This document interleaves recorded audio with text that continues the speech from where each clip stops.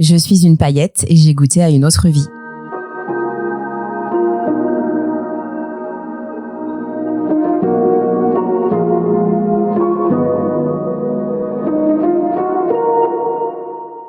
J'ai eu la chance de participer à la première saison du meilleur pâtissier sur M6. Ouais. Enfin, alors, en quelle année c'était du coup? Il y a des lustres. Ça fait 13 ans, je crois. Mais attends, tu participes au meilleur pâtissier. J'ai la chance, mais tous les gens dans cette pièce ne participeraient pas au meilleur pâtissier parce qu'on sait pas pâtisser. Oui, on serait pas pris Ginger. Non, pas du tout. Donc, je pense pas, c'est pas ce que je dis, mais en fait, ça veut dire que tu savais pâtisser quand même. J'avais ouvert un blog en fait. Oui, mais ça fait longtemps, moi. Du coup, c'était plus les mêmes. C'est pas comme aujourd'hui où les gens sont tout de suite sur Instagram. Non, c'est ça. Puis là, c'était vraiment à la maison. Tu vois, c'était un peu sale. Oui, mais tu savais faire des gâteaux. Je savais faire des gâteaux. Bah, voilà. Oui. Je partageais mes recettes sur Internet via mon blog. D'accord. Et à l'époque, c'était une page Facebook. Mais tu faisais des jolies choses, j'imagine, pas comme nos gâteaux à nous, quand même. J'ai essayé de me. En fait, au début, j'ai commencé à faire des gâteaux quand je suis partie de chez mes parents, quand on a pris un appart. Et en fait, tous les dimanches, on allait manger chez eux et je leur faisais un gâteau différent tous les dimanches. Et au fur et à mesure, je me suis intéressée aux pâtissiers. Ça a commencé par Conticini. À l'époque, c'était lui, la pâtisserie des rêves. Et du coup, j'essayais de reproduire les pâtisseries des pâtissiers. C'est devenu un hobby passion, quoi. Ah oui, depuis que je suis gamine. J'ai toujours aimé faire ça. Ok. Mais ça a déclenché quoi chez toi de participer à cette émission? Et après, j'ai eu envie de passer mon CAP. En me disant, je sais pas. En fait, je me suis toujours dit, j'aimerais trop ouvrir un petit salon de thé, machin, que j'ai toujours pas fait aujourd'hui, parce que la conjoncture actuelle, franchement. Ça donne pas trop confiance. Je préfère, du coup, faire ça à côté. C'est compliqué. Mais donc, t'as passé ton CAP tout en continuant de travailler? Ouais, j'ai repris mon boulot, du coup, après l'émission. Voilà. Et j'ai passé mon CAP en candidat libre. Après, j'ai continué à faire une ou deux petites émissions pour M6, en fait. Et j'ai rencontré. C'est-à-dire? Alors avant l'émission, j'avais fait un 100% mag où je faisais moi-même mon pain surprise. Voilà. Et ensuite, j'ai fait un 100% mag à l'époque avec Norbert. D'accord.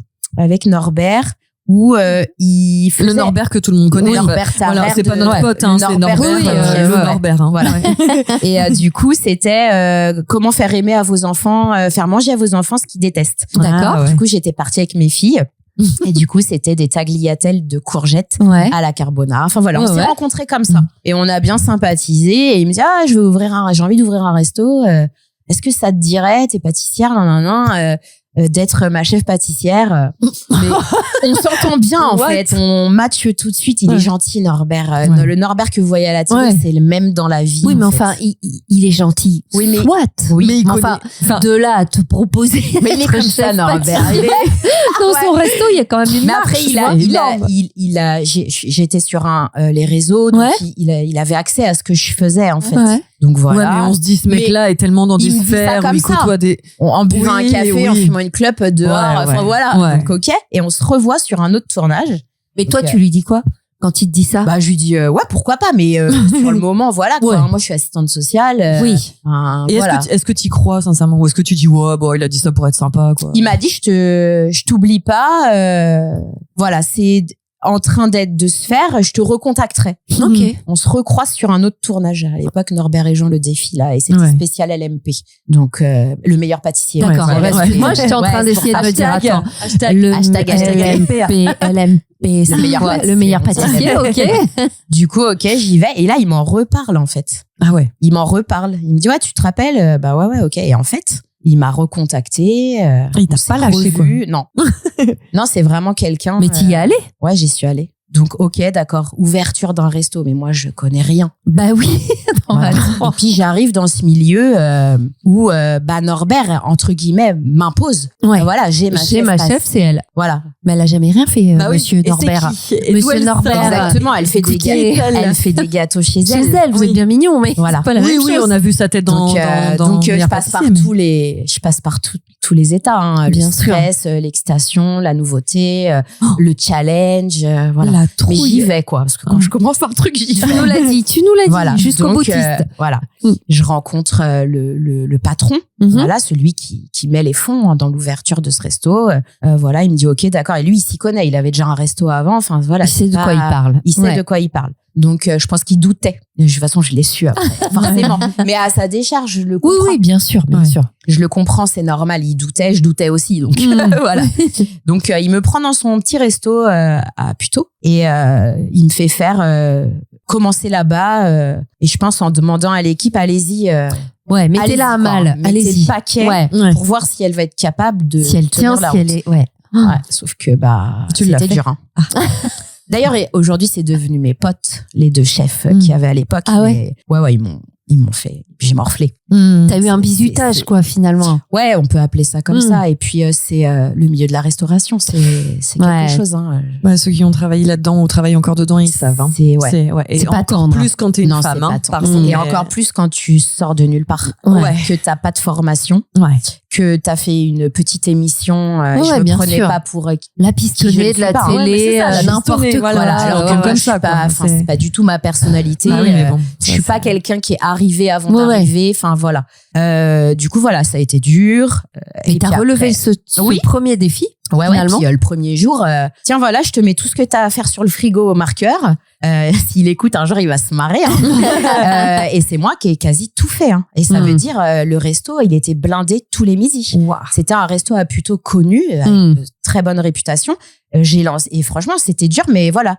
Et tous les jours, c'était comme ça, voilà. Et du coup, arrive l'ouverture du fameux restaurant qui s'appelle le Saperlipopette, qui est le premier restaurant, du coup, de tous les restaurants qui s'appelle, je sais pas si vous connaissez, c'est les bistrots pas parisiens. Ah non, pas du tout.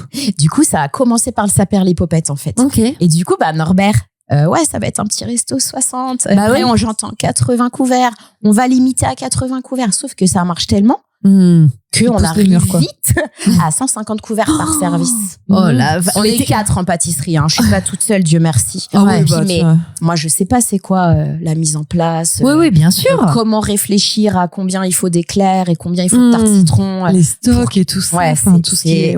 C'est pour moi, c'est. Mais attends, tu t'es pas planté à un moment? Il y a pas eu. Si, il y a eu une fois. Quand même. Et s'il y a eu un jour où je me suis plantée. Et là, le chef vient me voir et me dit, Delphine, va y avoir une réunion après. Tu écoutes et tu te tais parce qu'il connaissait mon caractère. Et tu te tais. Tu dis rien. Tu dis rien. Ouais. Tu encaisses. Et il avait pas tort. Je m'étais mal organisée. Voilà. De toute façon, il fallait pas chercher d'excuses. Fallait que t'encaisses. Exactement. Ouais. C'est le milieu qui est comme ça. Ouais. Donc voilà. Mais j'ai réussi, malgré tout, à relever ce défi et ce challenge pour énorme moi. Quand même. Hein.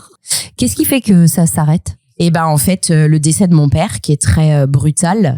Je suis à une réunion au Saper et je sors de la réunion, je regarde mon téléphone, j'ai je sais pas combien d'appels en absence.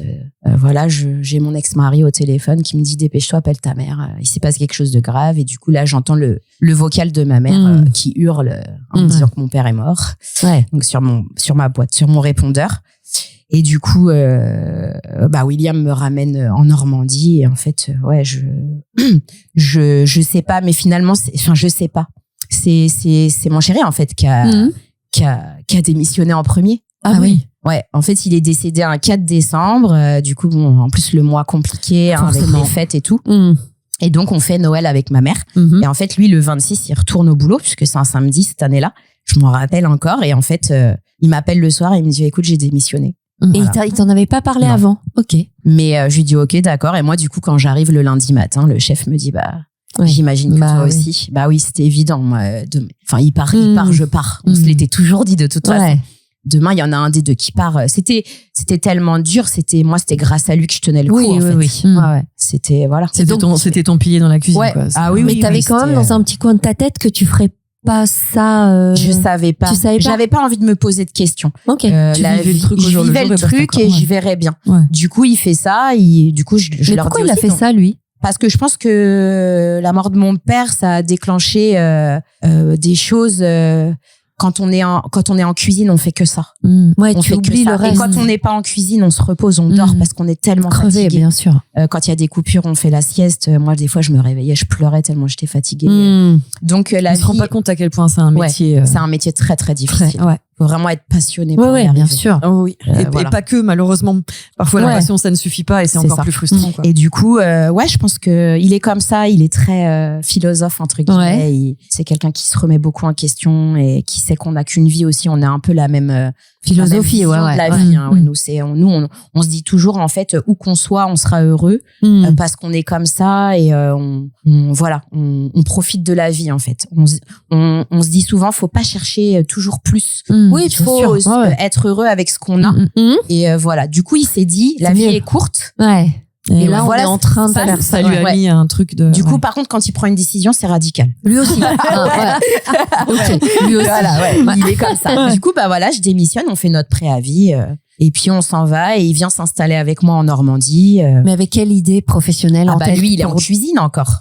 Donc et moi, je reprends, en fait, je demande ma réintégration au département. Et la chance que j'ai, c'est que dans mon courrier, j'explique que j'aimerais reprendre mon poste. Et en fait, c'était une personne en CDD sur mon poste qu'ils ont pu mettre ailleurs et moi, j'ai repris mon poste et j'étais ravie. Ah là, les planètes étaient alignées, quoi. Je crois beaucoup en l'univers, tout ça. Donc, j'ai eu de la chance et du coup, j'ai repris mon poste et j'ai continué à faire alors. Pendant un moment, j'ai arrêté les gâteaux, j'en pouvais plus. Quand tu mets ouais. Puis surtout dans un rythme effréné comme ça. T'as eu besoin de te reposer un peu, de te remettre d'équerre, quoi. Je faisais même plus de gâteaux quand j'étais invitée, ça m'arrivait d'aller en acheter, quoi. C'est des trucs une hérésie quand même, les gars, normalement. Voilà. Et du coup, j'ai repris mon boulot et après j'ai continué à faire des gâteaux et aujourd'hui, j'alimente ma page Instagram, je partage mes recettes.